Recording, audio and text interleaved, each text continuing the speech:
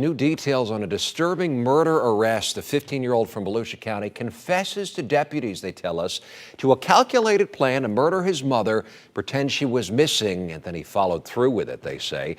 The sheriff says that this is one of the saddest cases he has ever seen. This was all over bad grades, he says. News 6's Amanda Castro reports on how investigators were able to connect 3 teenagers, the 15-year-old and his 2 friends, to this crime. This wasn't adding up. Volusia County Sheriff Mike Chitwood says investigators knew there were holes in Gregory Ramos's story. The 15-year-old now facing charges, accused of killing his mother, 46-year-old Gail Cleavenger. This wasn't a spur of the moment, I pulled out a gun, shot you once, or stabbed you. Chitwood says it started Thursday night. Ramos and his mother were arguing over a bad grade he got in school.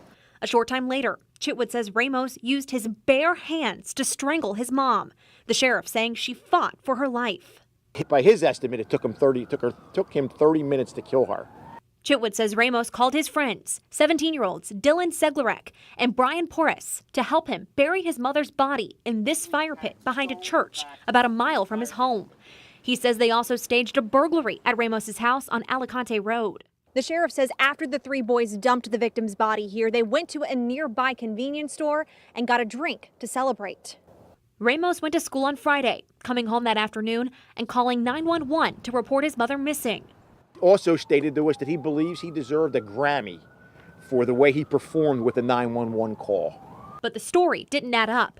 Ramos's friends eventually leading investigators to Cleavenger's body. Deputies say they questioned Ramos until they broke him and he confessed to the murder. No sign of remorse whatsoever. He was a soulless individual who thought he was the smartest person in the room. Chitwood calling the teen one of the top sociopaths he has ever come across.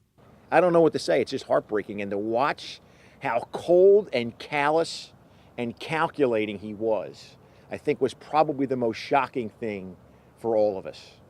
In Volusia County, Amanda Castro, News 6.